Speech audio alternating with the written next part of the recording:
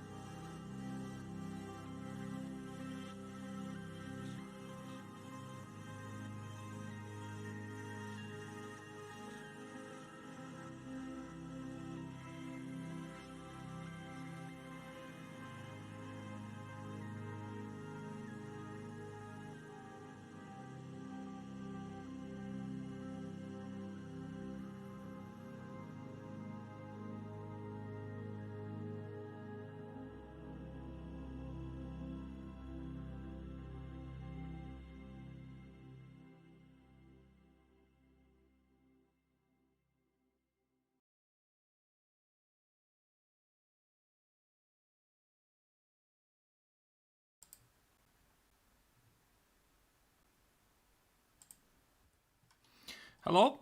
Hello everyone, dear Chess24 watchers. This is Grandmaster Arturs Neiksans from Latvia. And I'm very happy to do the fifth lesson course of the Level Up Your Chess for CoChess. And my today's topic today is going to be the Rook Endgames.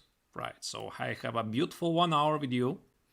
And while I'll browse through the possibilities that has to be known for pretty much every good chess player, definitely I would love to answer some questions, so please use this opportunity to ask something in the chat. I'll try to find the time to answer it, and hopefully you'll enjoy this 1 hour with me and hopefully get the wiser. Alrighty, so what is the Rook Endgames? So first, I probably need to state from where comes most of my knowledge. Most of my knowledge comes from this book. You probably already know what it is. It is Mark Dvoretzky's Endgame Manual, very, very famous book. And I've read this book several times from one side to the other. I mean, mostly diagonally, but it's really, really great stuff. And I'm a grandmaster myself, been playing for the national team of Latvia for many, many years. I've been working as a chess coach for more than 10 years now, so definitely recommend. And the samples I'm going to show you, some of them are in Dvoretsky's manual, some of them not really, but what I'm going to present now, I think those are some of the most important ones you would have to know. All right, I think I'll start with the first example and we'll see how the progress will unfold. And let me just select the very first example. Let's start with something basic, right? I mean, of course, there's going to be something more difficult later, but let's start with something basic. Just a second, I'll select the first example. Oh, sorry about that. Yeah, it's. I'll try to make it work. All right. Oh, just a second. This is the wrong one. Yeah, I had difficulty to understand which is which. I think it's... yeah, this one. Okay. So most of the time we'll be looking... not most of the time, all the times we'll be looking at positions from white's perspective. So if you're wondering where is the notation, where is the... which is white, which is black, we're always watching from the white's perspective. I started to play chess at age 9. So some of the basic knowledge here is what you have to know. I've seen actually this mistake number of times. When you are playing from the defensive side, so let's imagine you're playing with black. The only exception when you are allowed to go into a passive defense is when the stronger side, in this occasion it is white, he has either the A pawn, B pawn, I'm sorry, it was vice versa, H pawn, G pawn, B pawn, and A pawn. So the reason is very simple, and this is actually the easiest defense there is, right? If white plays something like Rook A7, you just sit and do nothing, you're sitting and doing nothing. There's a scary check, there's nothing, as long as you don't go King F8, right? And there's no G7 threatening to play Rook H8 because unfortunately this meets with Rook C6, unfortunately for white. So, I mean, this is of course very, very basic. But yeah, this is the field or position. I mean, we have to start with something, but I think in terms of the endgames, it's very important that your endgame knowledge is based on very strong foundation, because it's going to be so much difficult to build something. Like, let's imagine we are the builders, we want to build a house. It's going to be so difficult to build something very solid if you don't have very solid foundations. Yeah, sure, I mean, this is obvious stuff, right? But we have to start with something. So this is obvious draw, and black only with, again, H, G, B, A pawns, he can go to the passive defense, and there is no way white can try to progress. I mean, it is a draw. All right, let me show you the next example. The next example is going to be slightly more tricky. I just need to find it first. Yeah, this is tricky stuff. Okay. And here it is black to move. I believe this position everybody already knows by heart, right? I mean, if black is to move, black simply plays Rook B6, because white was threatening to play King G6 and F6. If F6 white is playing, threatening to play King G6, now we just simply go here, here, checks, checks, checks, checks, checks, a lot of checks, there is no progress. In tournament games, what I've seen, of course, some people like to play tricky. For example, white is not rushing forward immediately with, let's say, King G6, but play something else. I don't know, Rook A7. But you can just stand and do nothing. If white is doing nothing, you are not doing nothing. And as long as white plays F6, you're playing Rook B1, a lot of checks. Rook A1, a lot of checks, and this is a draw. Yeah, this is, of course, easy stuff. But now comes the real question. Do you know for sure how to make a draw? For example, if we had this position, I mean, I'm going to make some random move, let's say Rook B3, and it is white to move.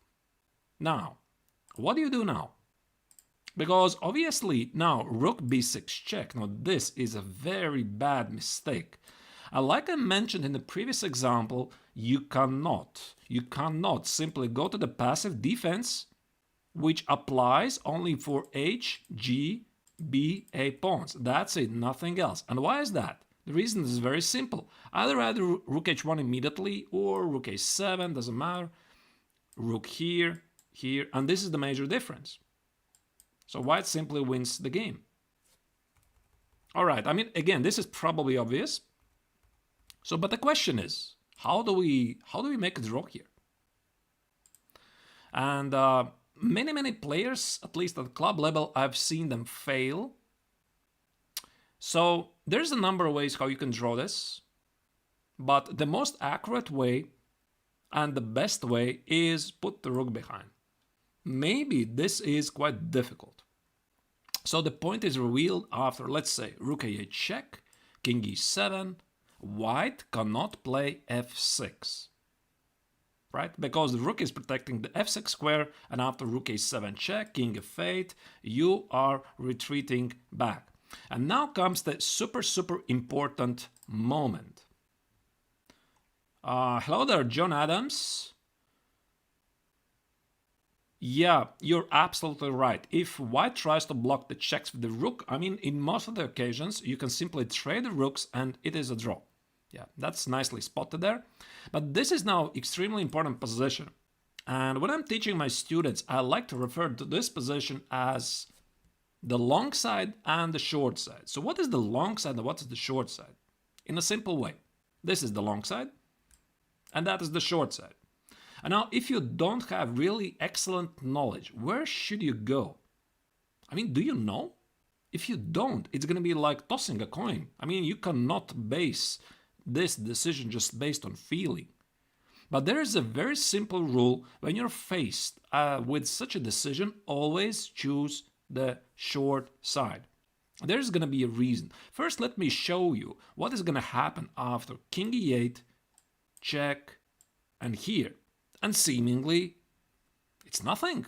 Right, where's the progress, right? If I would ask, let's say I'll try to play something like king g6 so that the pawn is marching forward. I'm just going to play king e7. And again, this is a draw because check, here, here, here. You might ask, I mean, this is a draw, right?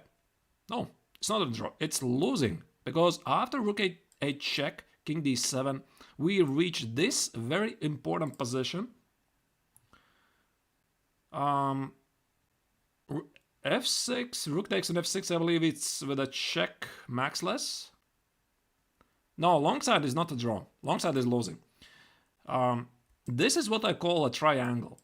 I mean, that's my invention, to be honest. I mean, I won't pretend that I'm going to invent something dramatic in the Rook Endgames, but I wasn't able to find a proper term for this, so I just titled this as a triangle. As you can see, the distance between the kings and the rook and the passed pawn is the so-called triangle, and this position is winning by force, and you just have to memorize this. And it's quite funny when it comes towards building the bridges. I'm gonna tell you the bridge again. Let's repeat how to build that properly. Many people just don't know this, and this is quite strange. Let's say black is doing something here. I don't know. I mean, rook f1. King g7, and that's it. Yeah, that's it. Thank you. Yeah, that's it. This is completely, I mean, black is completely powerless. You want to play f6, king f7, rook goes like this, and we are going to start to build a bridge. So let's say black tries to stop us. He plays king e7. Okay, we give a check. King e6 loses by force, check, here f7. We don't even need to build a bridge. That's it. We're just going to skip the checks like this. That's it. Easy win. So if black doesn't do this, he plays something else. He plays, let's say, after king g7, gives a check, here, here, here. He is absolutely powerless. He is just waiting. We are going around. He's just waiting. We are going around. Here. And now all we need to do is know properly how to make the bridge or the so-called bridging work. So let's again very quickly, let's remember this, the technique. So we play king g7. I mean, we could give it check first, doesn't really matter. King g7, here, here, here, and here. And many times at the club level, I've seen that the stronger side doesn't know the shortcut if the defender is not putting the most resilient defense. So for example, the defender plays something like this, and everybody's for some reason try to build this bridge. I mean, everybody knows you have to put the rook on d4, king e7, king f6, king e6, king f5, rook f4. Yeah, of course, this is all nice. Sure, I don't argue. But sometimes there's a shortcut. You just play rook g2 right away. So after king d7, king g7, king e7, either give a check and promote, or promote and give a check then. That's it. So what does the defender have to know? He can still play here. Yeah, this is the absolutely best defense. You have to force, I mean, if you're playing from the weaker side, you have to force from your opponent to show the best technique there is. Now, of course, king e7, king f6, this gives nothing. Unfortunately, for white, this gives nothing, and white is forced to retreat behind the pawn. So obviously we need the help of the rook. If we are going to position it here with the idea that the king will come, outside, here, we could use it to shelter from the checks. There is a very minor problem. After rook d5, there is king c6, and we won't manage to do that because black will simply play king d7. So this is why it's so important to play rook d4 first. Black can do nothing, he's just waiting, and now the king comes out. Some checks, here, here, check, here, here, here, grabby, here, and this pawn is promoting. That's it. But there's a last trick. I've seen at the club level players making this mistake a couple of times, that the defender is not using all of the tricks in his arsenal. Let's say after king f6, check, here, I just give a move like this. And I've seen that some people are just confused. Oh my goodness, what do I have to do now, right? I mean, nobody plays like this. You're supposed to give a check on e1. And after king e7, check, here we go again. After king e6, here.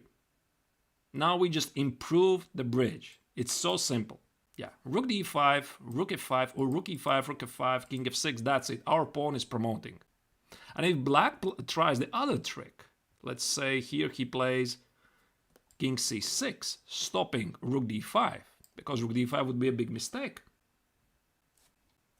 Then we play rook d8, and this pawn promotes. So that's it. Now you already know absolutely everything there is to know about the so-called bridging. It's super easy. It's not difficult. So let's return back to the so-called long side and the short side. So again, where was the difference? Where was the difference? Just a second. Yeah, I think I slightly overdid it. All right.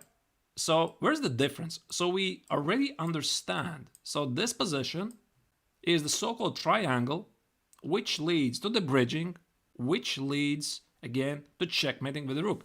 And again, please let me remind you. So playing properly chess endgames is like building a proper house. If you don't have the solid foundations, for example, if you don't know how to checkmate with the rook, I mean, what's the point? What's the point to study all of this if you don't know how to checkmate with the rook? Because you can insert all of the fancy techniques you want, you have to checkmate with the rook in the end, right? I mean, of course, this is easy stuff, but maybe somebody doesn't know it. The second thing is, if you don't know how to build a bridge, what's the point of the triangle, right? I mean, we are building this triangle so that we can transform the endgame into building a bridge, and the bridge we can transform into a simple rook endgame. I mean, X rook, how to checkmate. So very often studying endgames just like that, it is so important to know the basics, because if you're missing some of the basic stuff, it's going to be so difficult to build something real. All right. So what about the long side? Yeah, that was the long side. I apologize. So what about the short side? So short side is the absolutely best defense. Rook a8 check, king h7.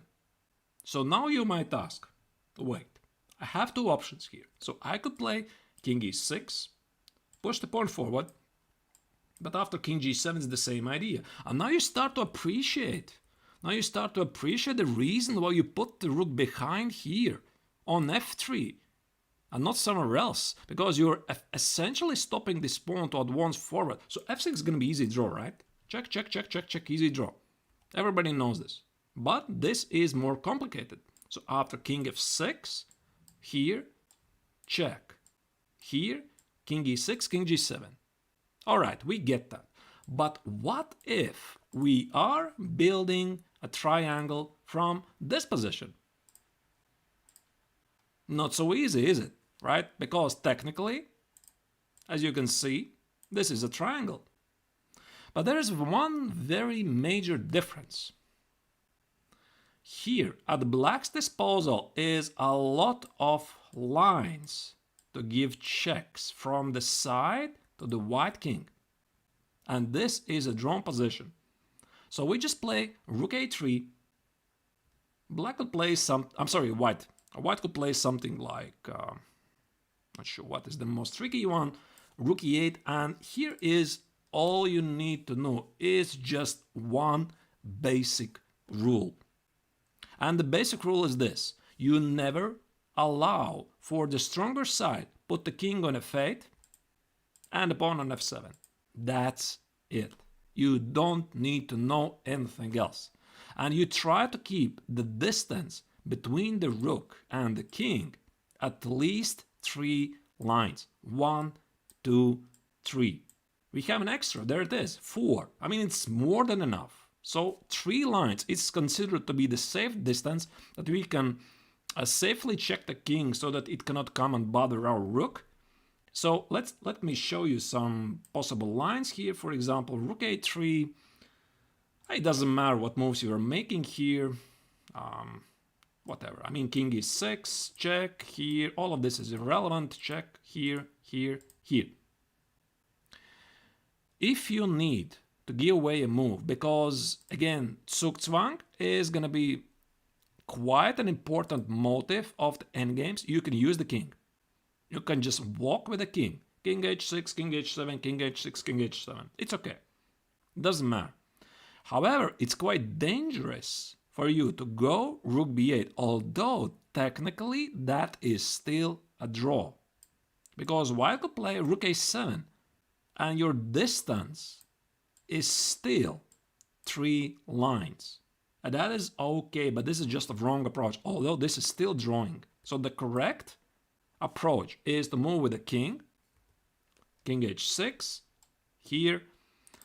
And all you remember is I cannot allow the stronger side to position the king on f8 and the pawn on the 7th rank. That's it. So if you know this already, you just give a check here and king g6. The pawn on f7 is never going to happen because you just take it. So rook e6 is just a check. If you would ignore this advice and you play something else, for example, you would play, instead of the king h7, let's say you would play, I don't know, maybe, whatever, yeah, okay, king h6, here, here, here, let's say without the knowledge of what's happening here, here, and suddenly comes a check. And you're done. That's it. Now this position is absolutely lost because white is putting the pawn on f7 and don't look for something that's not there. This is a lost position by force. So king g6, rook e6 here, and the king is simply, oh, I'm sorry, I misplayed it, yeah. So rook e7 and, I'm sorry, yeah, rook f6 was the fastest win. Rook f6, the king escapes, and we are simply winning this endgame. The pawn promotes. Check, here, check, here, that's it.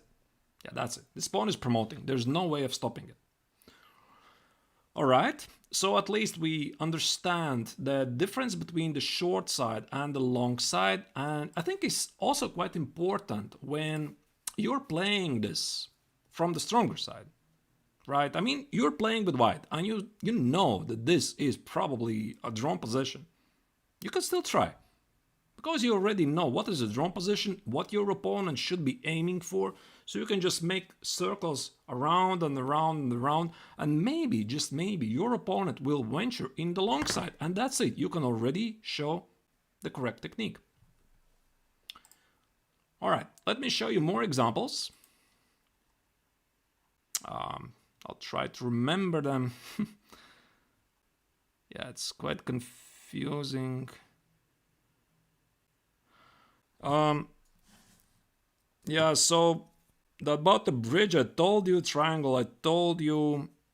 Yeah, this one. Now this is going to be quite important one. And it's quite a rare position, to be honest. It's the so-called umbrella. And from my own games, now that I start to think, I've got the umbrella maybe once. It's really a rare thing, so people mostly don't expect it, just like the stalemate. So what is umbrella? Obviously everybody knows what's an umbrella. If there's raining, for somebody, if it's snowing, I don't know, you take an umbrella, you put it over your head, you're protected from being wet. At least your hair is remaining dry. So that's the idea. And the same idea is also in the Rook Endgame. So you can use your opponent's, mostly your opponent's pawns as an umbrella against checks. So if you know the term, if you know the idea, so here you can win by playing King c5, Rook h5 check. And actually there's quite, yeah. Yeah, Jinan, you already see that. Yeah, you already see that. So this is from, I slightly changed the color so that we would see all of the games from White's perspective. This is a game from one of the previous European Championship matches, the final game where it was decided which of the youngsters is going to become a European champion. And White, I mean, in that game it was black, because this is colors reversed. The stronger side was pressing for the win, and with a victory, he would have been awarded the European Championship title. So, quite high stakes, right? So, how do you win here? I mean, if you don't know it, it's not so easy, right? So, Rook d5, sure. Rook d5, and obviously black cannot go to the rook takes on d5 because the pawn endgame is going to be absolutely lost. I mean, even without the pawn on a6, it's just losing. So what can black do? He can try to play here, and seemingly he's fine, because after king b6 you just take it. Should be a draw. But now we remember the term of the umbrella. We play b5, a takes, and we don't take, because this is just a theoretical draw. We already had a look at this position. So this is just an easy draw. Check, check, check, check, check. The pawn is advanced. Even with the pawn on c5, this would have been a draw. So after rook h4, b5, a takes, we play king b6. Yeah, and now we are essentially transforming the game to a simple c-pawn endgame where opponent is forced to go to the passive defense. And you already know from some of the basic endgames that you cannot sit into the passive defense, because just don't take the pawn. Here, I mean, probably check first. Yeah, check is probably more accurate. Here, here, here, and c7. And that's it. And this pawn protects you from various checks. So it's actually like an umbrella. Yeah, so once I had it, I had the opportunity to win because of the technique of umbrella, but actually it's quite rare. I mean, still you have to know it. All right. Let's move on. So umbrella, I told you about the 3 lines. I think I told you, right. So maybe I could move forward. Yeah, by the way, let me remind you. Yeah, you can ask questions. Definitely. If something is not clear, I mean, I apologize. I mean, maybe I'm just going forward very quickly. I'm used to that. I'm usually speaking very quickly. So my goal is try to explain you as much as I can during this short time. But Of course, I'll be happy to answer some questions. Just don't ask me what book to read. Or what should I do to get better? I mean, those are typical questions I get all the time. So just do something. As long as you're doing something, it's fine. Right. So this is, again, we are watching the position from the white's perspective. This pawn is marching forward. And again, there is an important rule I would encourage you to remember. I call it the so-called, I don't know actually from which book, the crossing of the Rubicon. Yeah, this is the term I've been using lately. So what is the Rubicon? I mean, what's the Rubicon anyway? So that is the middle line which splits the board. So you're seeing between the fourth and fifth line, there is a line. If you would have a foldable chess set, it would fold in the middle. And very often this magical middle line is an important moment where the defender has to stop the pawn from advancing at all costs. So let's say he would be not careful here. And he would play something like, I don't know, maybe, okay, he sees now, okay, king a4 is a big threat. I have to stop that. I'll play here. And that's it. He's losing. I think so, at least. Oh, just a second. Okay, maybe it's still a draw.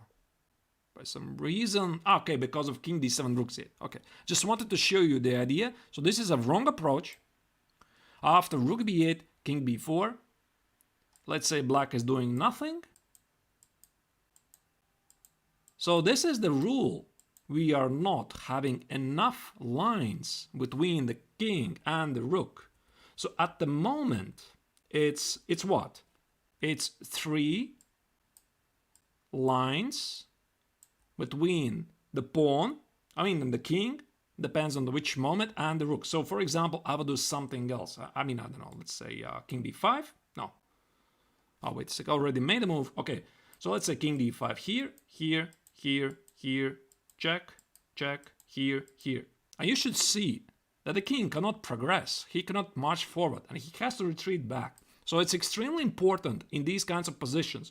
Keep the rook in front of the pawn and don't allow it to advance. Right. So again, rook b7 would be a big mistake. Rook a8 would be a big mistake. Again, rook b7 is a typical mistake everybody keeps making because you're reducing yourself the amounts of the lines between the passed pawn and the king and the rook. So again, the king goes here, here, here, here, and that's it. And that's it. So now all you need to know is how to build a bridge. And again, we know the basics. We know how to build a bridge. Everything is easy. About this particular position, this is the draw. And everything here, the defensive side needs to know. He needs to know the basics. And actually, yeah, here we go again. Suggest me a positional book. I cannot help you with that right now. I mean, I get this question every single time. Read Garry Kasparov's, my great predecessors. I mean, I don't know, I keep suggesting it all the time. Hello, we speak chess and everybody else. So, of course, you can ask me some questions, but I think it's a nice idea when it comes towards studying the endgames is I'm advocating everybody to remember the principles. So I'll tell you honestly, I don't remember most of the endgames. I mean, this book, let me again show it to you, Mark Dvoretsky's Endgame Manual, it is what? I mean, it is 400 pages something. I mean, I don't remember this. So what I try to remember is the principles. So for example, I'm getting this position and I think, wait a second, okay. So the principle was what? I have to keep the rook in front of the pawn. There have to be 3 lines between the rook and the pawn. And I remember another principle.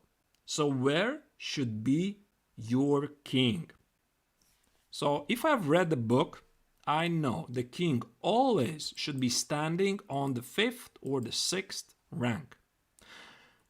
Okay, I mean, I don't argue. The angel will disapprove with me. It will suggest that also king d7 is a draw. Yeah, okay. Yeah, it is a draw, but with a different reason. Because black can play rook c8 and very accurately, just because of king b8, black is drawing. But this is not obvious. I mean, you have to know this really, really well, this kind of endgame, to make this decision, because if you play something else, king d7, king d5, that's it, you're lost. Or king b5, yeah. King c7, king c5, easy pawn endgame opposition. Not an easy decision, unless you're a big master of the endgames. So it's easier to remember the basic principles. The king has to stand either on the 5th or the 6th rank. And why is that? Because the biggest reason, if you position the king on d7, I can play rook c4. And let's say I don't still understand what's going on. I'm playing king d6, so where's your big idea? King a4, and if I start to give checks, white has access to king a7. And after rook b5, king a6, we are going to transform the position with a simple bridge. So that's it.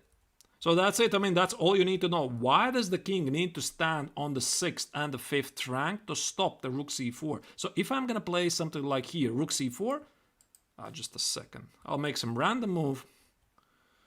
Yeah. King d5, rook c2, king d6, rook c4, king d5. And there's no progress. So king a4, check, check, wait. White cannot progress. And as if you'll manage to put the king on b8, you can already resort to a passive defense, because this is a knight's pawn. It's a b pawn.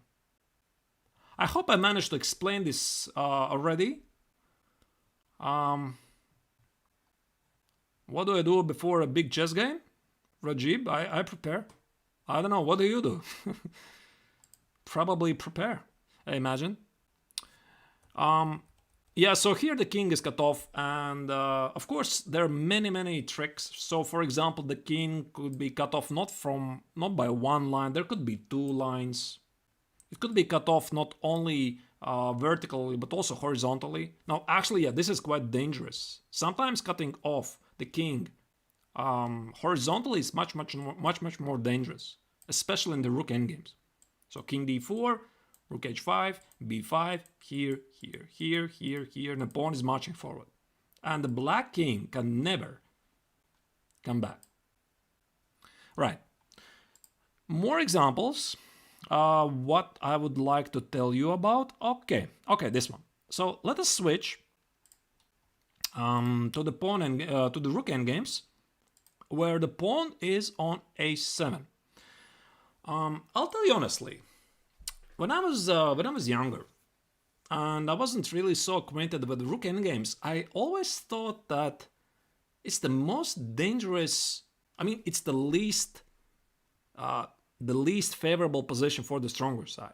To position the rook on a8, the pawn on a7, because I was believing at the time that those positions are most of the time drawish. So ideally, when we have a protected passed pawn, we want to put the rook behind.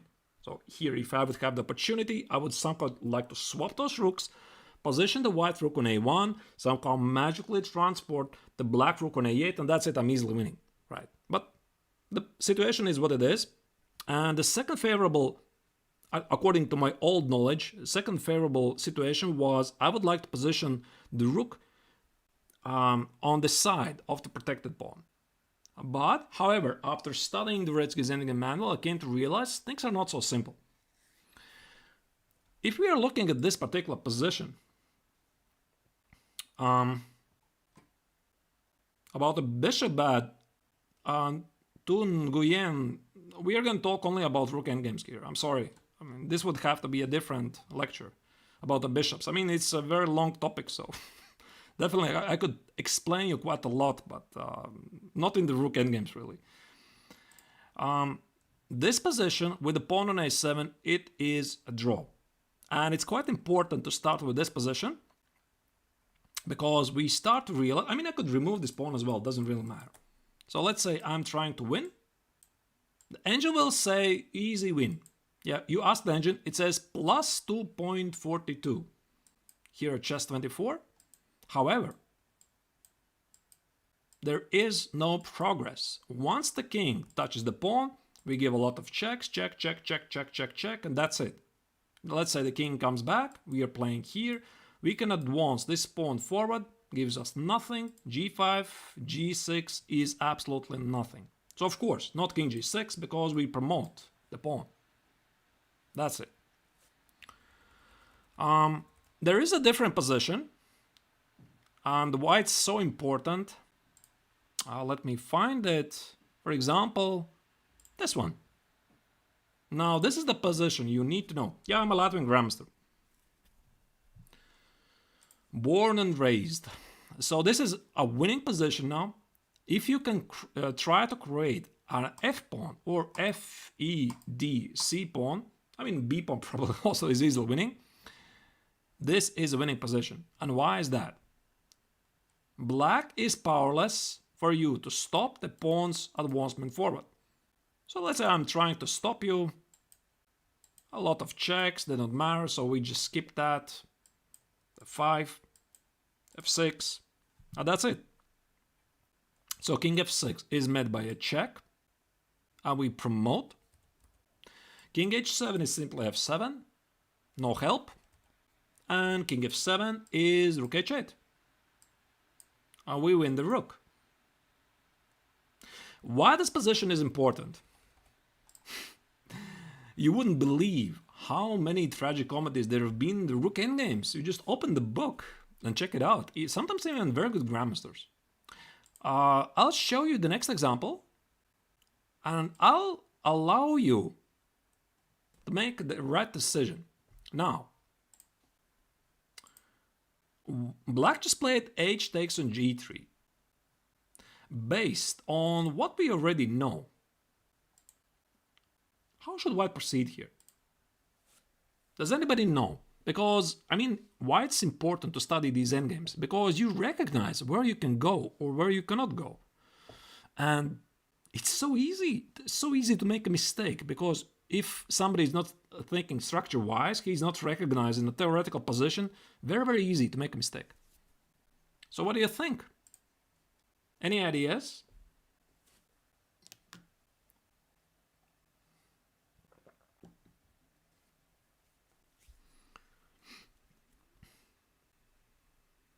Everybody's still thinking?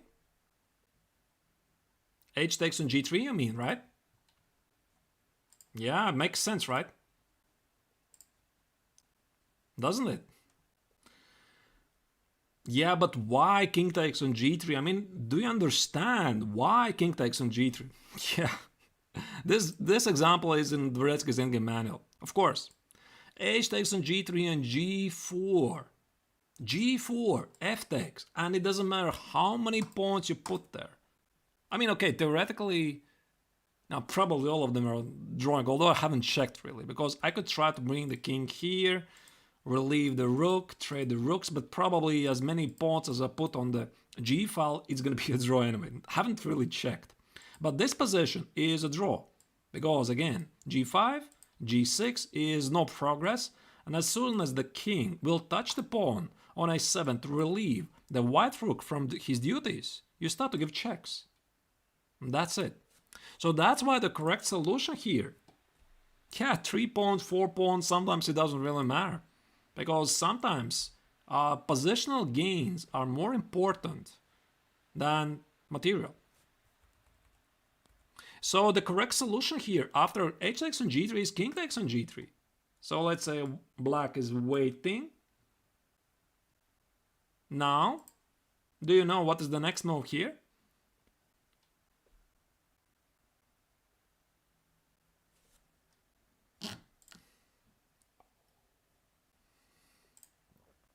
If we already know, we recognize the pattern.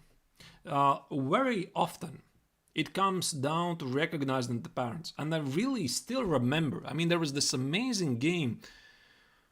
Oh dear, which tournament was this? One of the super tournaments recently where Magnus Carlsen was playing against Vishy Anand.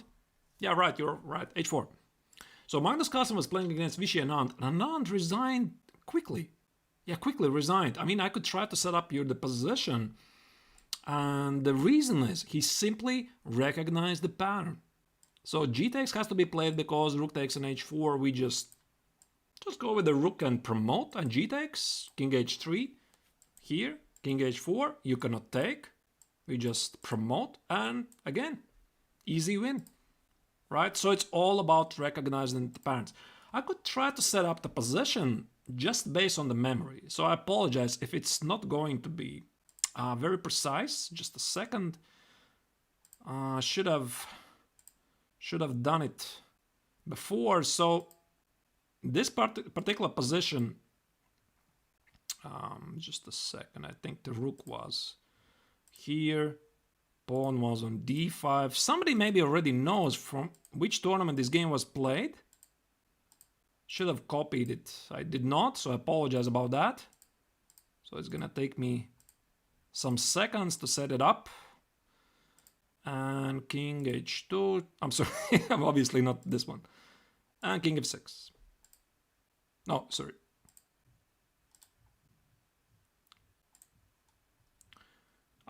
Yeah, I think it was this one. Carlsen was playing with white, something like that. I mean, it doesn't matter. I mean, f2, f3, h7, h5, doesn't matter. Anand resigned. That's it. Yeah, yesterday was Anand's birthday. It's amazing. Yeah, such an amazing player, isn't he? So here Anand just resigned. Everybody's, what's happening? What's happening? I mean, why did he resign?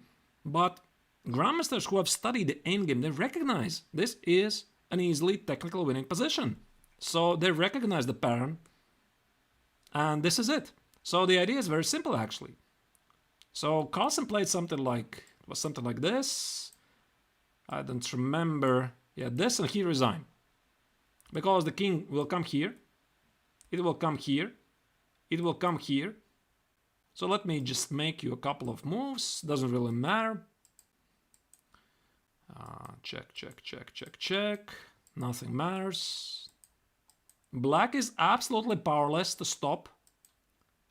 And there is no rook a5 check to protect the pawn. Because there's going to be king b6. We protect this pawn. We relieve our rook from the duties. We promote.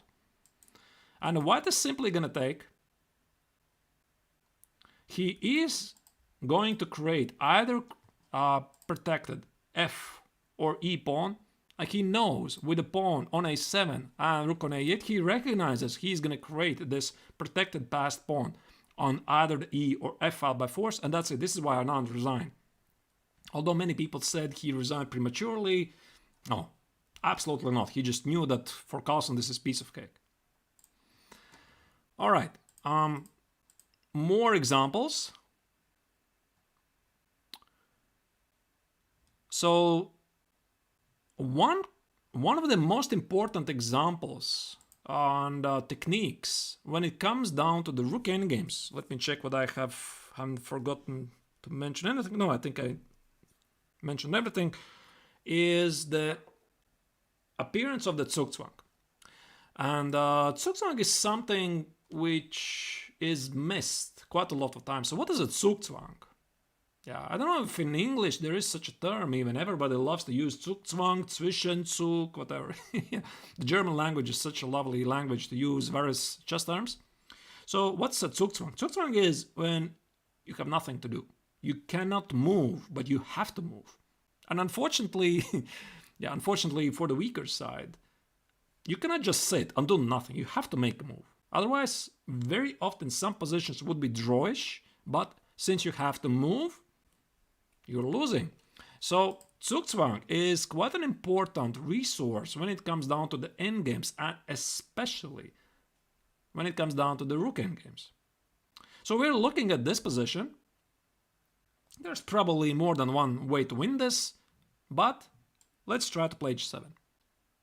h7, let's say black is doing what? He is trying to stop us, the king advancing, here, here, here. The rook is tied to defend the h-pawn from advancing. There's no point. There is no point to go to the h-pawn because black is going to give us a lot of checks. We don't have to do that. King d5, very accurate move. So king b6 is impossible because of rook b8 check. We promote our pawn. Black has to give a check. King d6. Now the rook is tied to the defense of the pawn and protecting against advancement of the white pawn. So king a7 and king c6. That's it. Yeah, Harish, exactly. That's a move which worsens the position. Yeah. And black cannot move. It's so simple because king a6 is going to be mate on a8 and rook goes away either. If he leaves the h file, white simply promotes the rook. If he leaves the fifth rank, we just take the pawn. And again, we remember some of the basic endgames we studied. Now look at this position. We recognize that with the f pawn, this is winning. With the b pawn, this would be drawing. So there would be no need to set up the Zugzwang position. So that would be actually a big mistake if you would have the starting position, and instead of the c pawns, we would have the b pawns. We would just move those pawns slightly to the left. You cannot play h7 because you are now missing the victory. All right. And let me show you one of the most difficult draws there is. Now, this technique has been misplayed so many times. It's going to be one of our final positions. We'll check. Maybe I'll find some practical examples from the highest level of my own games. We'll see how much time we have got. But this position. So first, we have to understand what we have to do here. Of course, white won't play a7. I mean, why should he? Because there's no need. Now, even try to march to b6, we'll be given a lot of checks. This rook is stuck. It's not moving.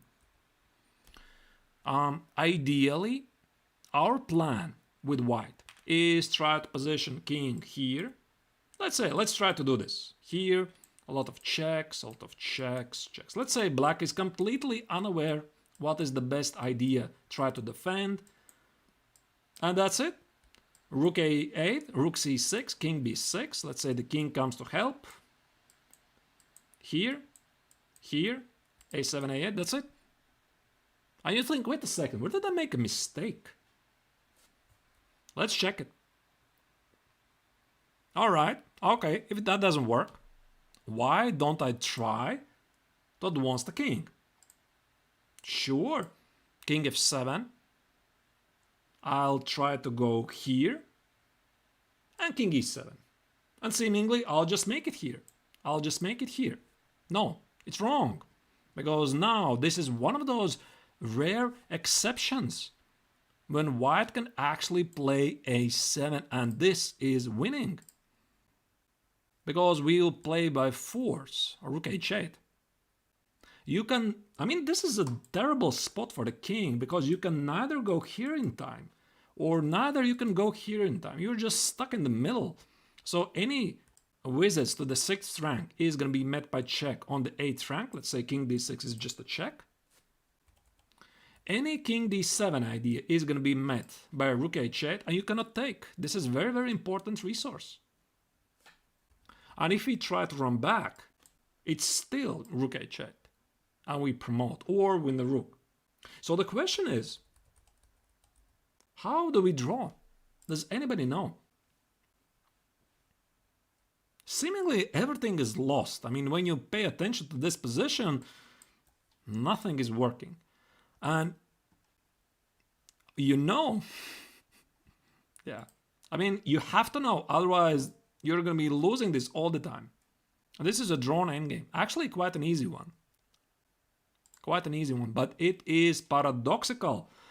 And if you have not studied the books, good luck. Good luck finding this over the board. Yeah, okay, rook a5 doesn't really change much. Rook a5. Okay, I'll start with king f4, rook a5 here. So what do? I'll just play here. Relieve the rook, promote. So here's your idea. So the only defense here is the so-called Vancura defense. Vancura, I don't know how it properly spells. Here, pretty much, the only idea how you can draw this is quite a paradoxical approach. You have to put the rook here. That's it. Only attempt how you can do this. So let's say I'll play something king d4, rook b6. It's a very difficult way actually to play out, especially because you believe, I mean, my rook has to be behind the pawn. Yeah, Vancura defense, exactly. So rook b6, I'll try to play king c5, rook f6, and this is a paradoxical prison for the rook on a8. Because the rook can never leave when you're targeting this pawn. King b5 is just going to be a check. Check, check, check. Oh, sorry, yeah, I don't want to give away the rook. Check here, check here. We just play rook b6. If a7, now we transform this endgame to an easy winning, easy drawish endgame. We just play here, and as soon as the king touches, we give a lot of checks. That's it. So this is quite important. And so there's nothing that white can do actually about it. So the ideal position for the rook is on f6. So I could try to play rook a5, rook b5, or rook c5 is also a draw. It doesn't matter. It just doesn't matter. It's the same, absolutely the same. I think rook b5 is slightly more cautious. If any rook a7 checks, just play king g6. It changes nothing. Here, here. Oh, did I miss something? Oh yeah, I missed something. Rook c6. Yeah, king g6, king d4, rook c6. Here, the stronger side, he might try to relieve the rook from the awkward position in front of the pawn. So you have to be ready to run as quickly as you can. And this is why it's important to cut off the white king. So we just go here, here, here, here, here. I'm sorry, yeah, king c6. Yeah, king c6, and this is a drawish position. Although I think actually also rook a1 is a draw, because there's no king b5, and there is no shelter from the checks. Can we play rook b1 as the first move? Just a second. You mean here? No, I mean the engine doesn't like it, but maybe it's all about the move. I don't know really. Let's say rook a7 check. And something like, yeah, I'm having some low-level engine here, and it says this is winning for white, although for me it's not obvious why this should be winning, but I think we try to remember some principles. The principle is this. First, we try to cut off the king. So as soon as white is advancing, he tries to go here. We want to cut off the king first. And once it's cut off, now we play rook b5, rook b6. Let's be accurate. Yeah, maybe rook b1 in some occasions, sometimes it draws somehow. I don't know how, but although I already said, the engine says it's not playable. Ideally, like I explained before, I would love to position the rook here. So after king f4, I might try to play immediately here. But now this is losing actually. Even if you recognize the so-called Vancura draw, because after rook f6, there is a check. And this changes everything. Otherwise, this would be a drawish position. Rook f6, king d5, rook b6, and that's it. That's it. We are repeating already what do we know here. So after king f4, the most accurate defense is rook a5, rook b5, rook b6. Very difficult to pick up if you don't know this. And after king f3, of course, you can play rook a4, rook b4, rook b6. But probably the easiest way now is to give this check right away and position the rook on the 6th rank. Yeah, I have 93 in Puzzle Rush. Yeah. Right. Now, with a king on h7, it's also possible. It's exactly the same. Yeah, it's the same. King h7, then rook on g6. It doesn't matter. It doesn't matter. So it's quite tricky. And there was one famous game. I should have found it. I didn't expect I'm gonna show you this so much, but there was quite a famous game between Magnus Carlsen against Levon Aronian. They played so many games, but one of them, which year was it? Something 17, 18, I don't remember, in St. Louis, I think so at least. And they played the so-called Vancura draw. And there were a couple of pawns in the position. I think white had a couple of h pawns. And they don't really matter. And Aronian was the one who recognized this is a Vancura draw. And he sacrificed his remaining draw. And Carlsen was forced to make a draw with something like 4 extra pawns. Yeah, he had 1 a pawn and 3 h pawns. No, wait a second. I'm sorry, I'm lying. Yeah, it was 2 h pawns. I'm not gonna seek for the game because we don't have the time for that. But I hope you'll understand at least some of the motives. And finally, when we are approaching to the finish line, I would like to remind you some of the basic ideas. When you're playing a Rook Endgame, especially Rook Endgames, I think what you're always aiming for is the activity of the Rook at all costs. I'm going to set you up a position which I've tried to, not only tried, I've actually done it. I've shown for my students quite a number of times, and it really depends whose move it is. Just a second. For example, let me... Yeah, it's quite difficult to set it up. Okay, here and here. Let me put completely identical position. The kings are gonna be on g1 on g8, so it's gonna be completely identical. Oh, sorry, not second king. And the rook is gonna be here, and the rook is gonna be here. And we are gonna make white move. Oh, sorry. Okay, now I hope you're seeing this. And this is one of my favorite examples. So how do we properly play here? Nepo knock in 2011? Yeah, maybe. I mean, there are many examples. I mean, Carlsen against Aronian, this is the recent one which I remember. There's probably more than one. So white is the move here. So we are playing rook c5. If white is the move. And I think what we could try to learn, or at least try to remember from today's little lecture, is that you always try to position your rook into the most active square there is. So there you have a choice. So what do? You either protect the pawn or you activate your rook. And if you're facing this decision, I would say in most of the occasions, always go for the activation of the rook. So what happens if I position the rook passively? Rook a8. White will advance the king. First, he's going to advance his kingside pawns. Something like this. I'm going to explain why it's that. Now he is going to advance the king.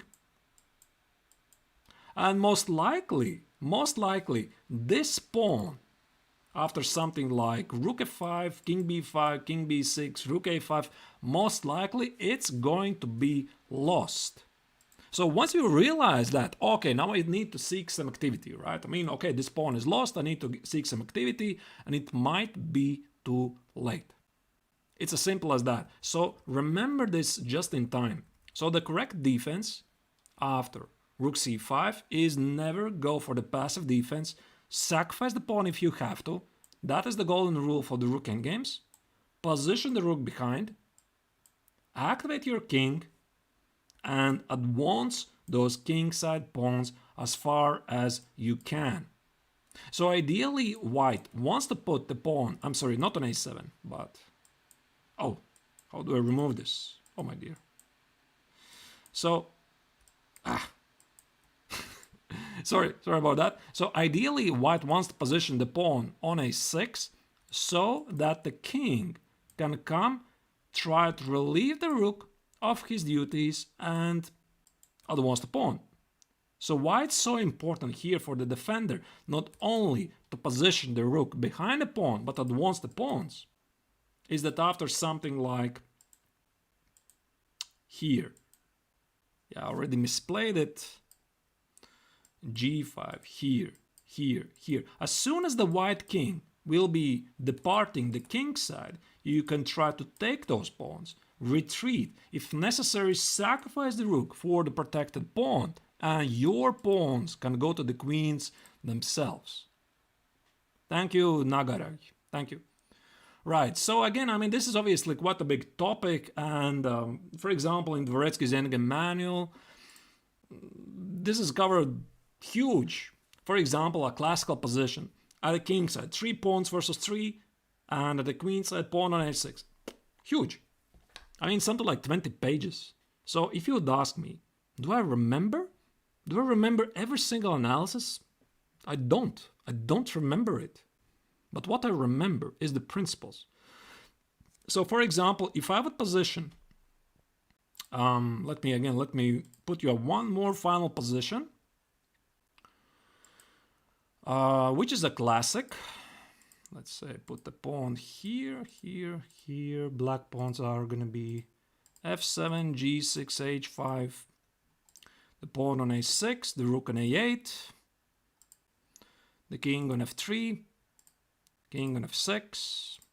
And the rook on a2. Yeah, this is a classic. This is an absolute classic. Very difficult endgame. So if you would ask me, do I remember the right solution here? No, I don't remember those 15-20 pages. What I do remember is that the rook has to always stand on a7. The king is gonna advance through e3, d4. So let me draw in just a second. Why cannot I draw? Rook a7 for some reason. Yeah, rook a7, king e6. Let's say like this. So I remember the right route was king d4, king c4, king b3, rook c7, and rook c4, I think. Okay, I already don't remember this. I mean, it's one of the so many endgames, but this is what I try to take from every single endgame study. I try to remember the principles. So, for example, when I have, didn't St. Louis have it?